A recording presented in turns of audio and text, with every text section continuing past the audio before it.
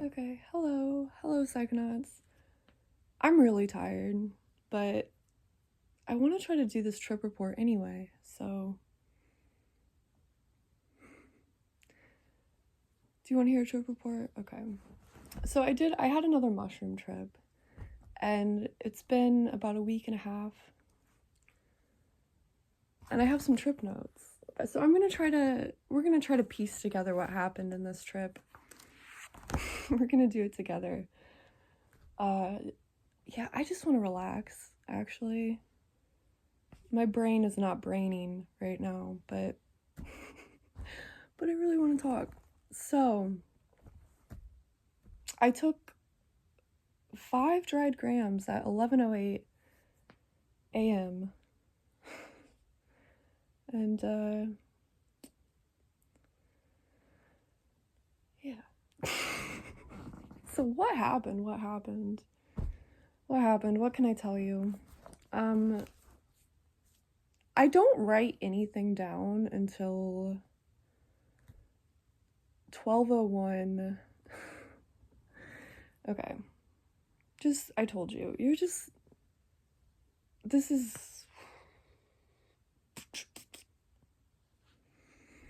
You can just listen to me make weird noises, you know? Actually, that reminds me of something, okay?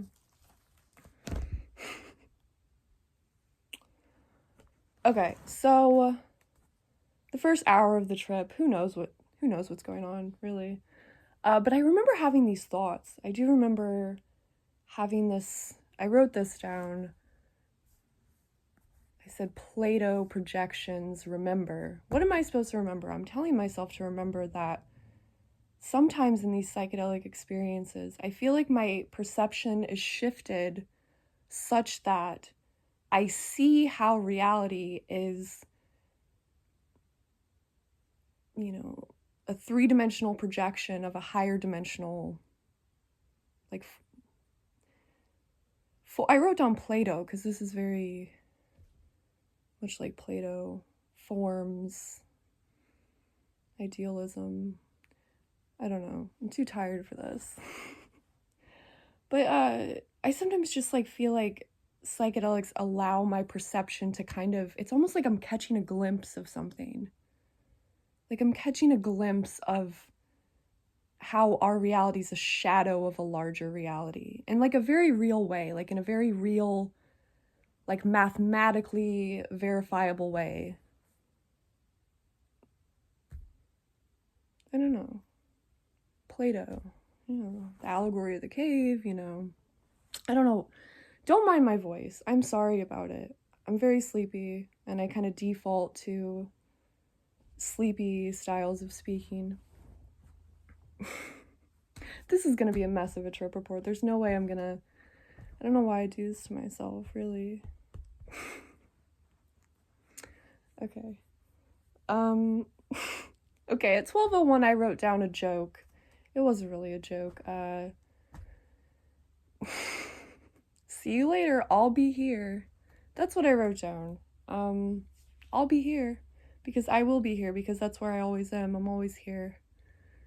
And I just thought that was funny. These notes are silly. Autism predictive. That is an interesting point. Maybe I'll share with that. I think a lot of my anxiety, like just in a general sense, comes from like I want to be able to predict the next moment with the most certainty.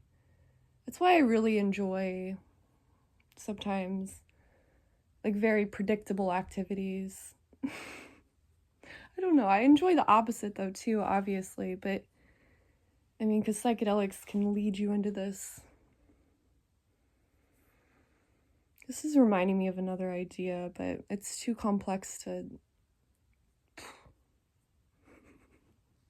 I don't feel that... I wish I was more linguistically skilled. I want to work on that because I have a hard time translating what's going on in my head out here. But yeah, being able to predict the next moment in time. I don't know. Something with my brain. My brain really likes to... let's just abandon that thought. We're abandoning it. Let me tell you about one of the most interesting parts. This is kind of the peak of the experience, and it happened in the shower. You know me. I like to spend the peaks of my mushroom trips in the shower. The only thing I wrote down in my notes is shower silly faces.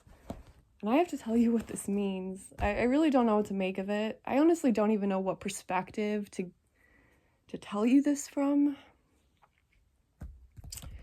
Let's just start from the beginning of the shower. So I'm in the shower and things are getting pretty trippy. I'm also like feeling a slightly, ever so slightly, like uncomfortable physically, but it's not too bad. But the shower is kind of helping with that. So I remember being in the shower and I'd close my eyes and I was starting to get some very strong closed-eyed visuals. I was seeing these like glimpses of hyperspace. Like it's very DMT-like. I sometimes call it like it's the tryptamine dimension. There's a very signature style to it. It can be very like geometrical and like dimensional and sometimes even, I don't know, it reminded me a lot of the DMT visuals. You sometimes get like kind of grids, a lot of intricacies. It's sometimes hard for me to like completely hold the visuals in my mind, but I know I was having these like closed-eyed DMT like visuals and I was just like glimpsing at them because I'd open my eyes again and I was back in the shower and I'd kind of like be back into my body for a minute and I'd like feel my body and that would distract me. But at some point I started feeling this urge to be playful. I was actually kind of like squatting in the shower with like the water over me. And I had this urge to be silly and playful. And I started like sticking my tongue out and like blowing it like at the mushrooms. I don't know. I was just like I'm being like a child. I don't know. There's just like childish or like childlike playful energy that washed over me. And I went with it and I just did that.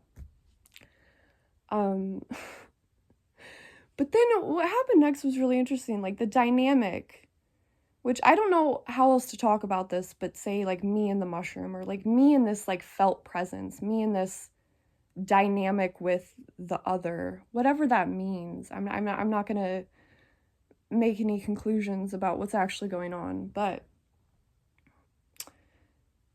I'm in this dynamic and they speak to you in English. Terrence talks about this. The mushroom speaks English.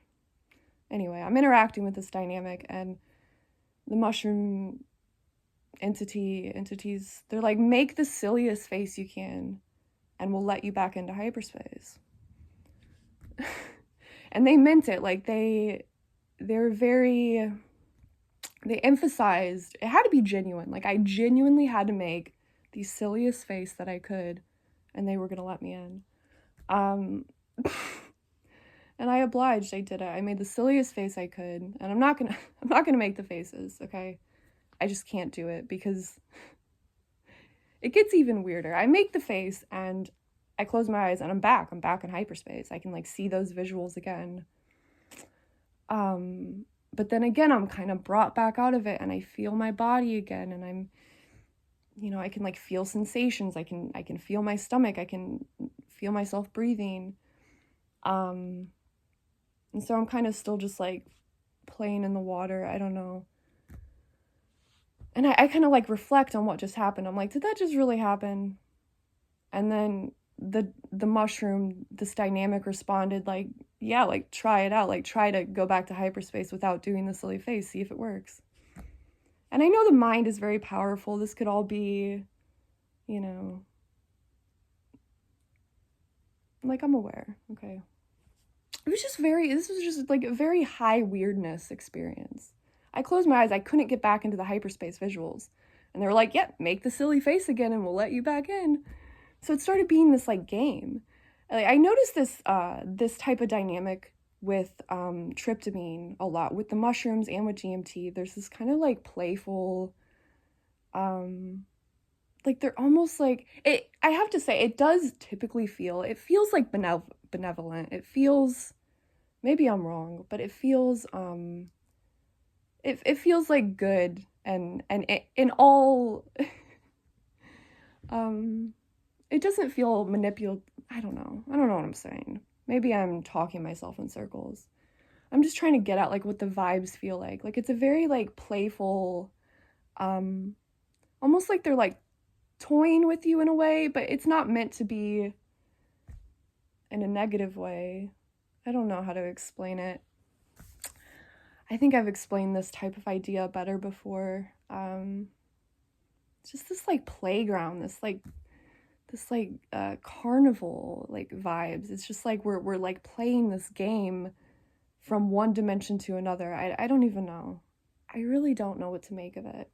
But I started entering this dynamic where I did this a few times and I was resistant to do it. Like I didn't want to make the silly face. Like it was this weird game between me and the mushroom entities. But they're like, no, you have to do it and you have to go all out, because they knew if you were going to half-ass it, they weren't going to let me get away with half-assing the silly faces. Like I had to make like an outrageous face.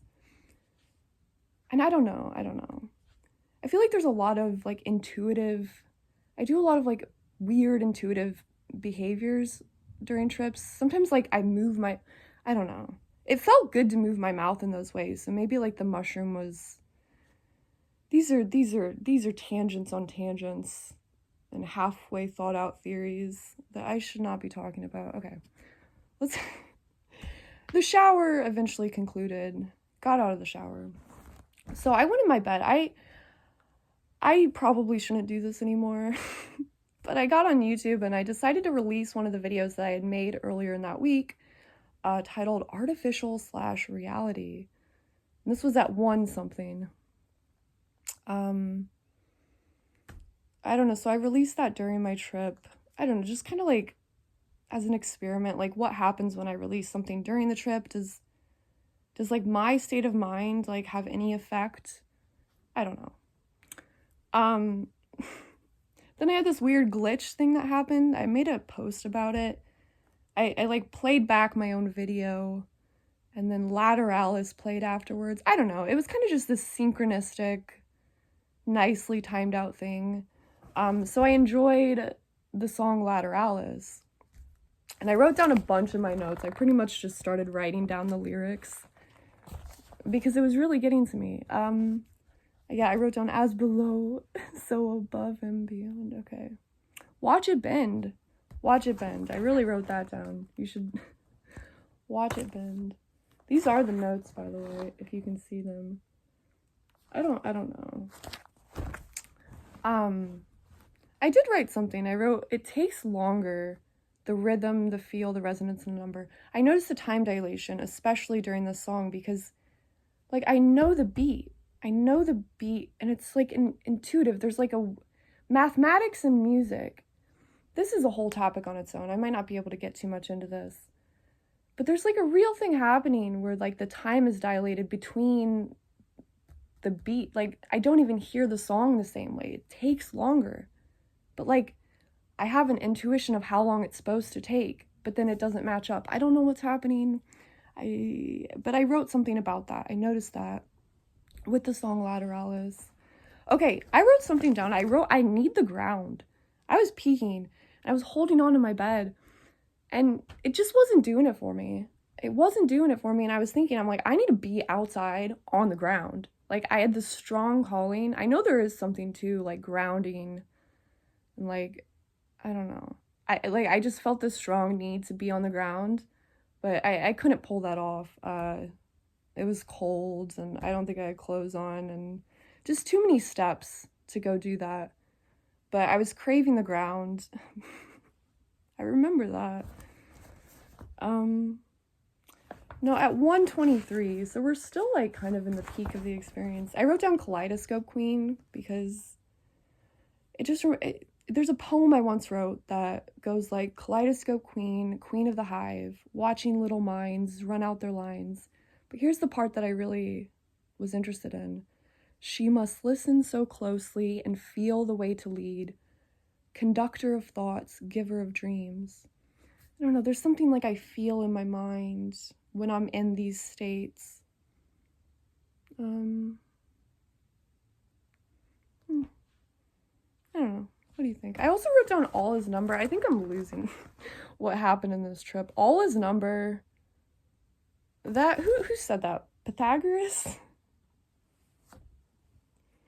He was a weird dude, I think. I think he had a cult. More about that at a different time. All his number, but yeah, back to the lateralis thing. All his number. Is reality created by number, but number is, what is number actually? Pattern. I think pattern is more fundamental than number. We could go back to Plato too. Do we create or discover mathematical, wait, hold on. Start over. Are you ready? I think the question of do we discover or invent mathematics kind of runs parallel to this question of do we create or discover psychedelic realms? I always thought that was very interesting because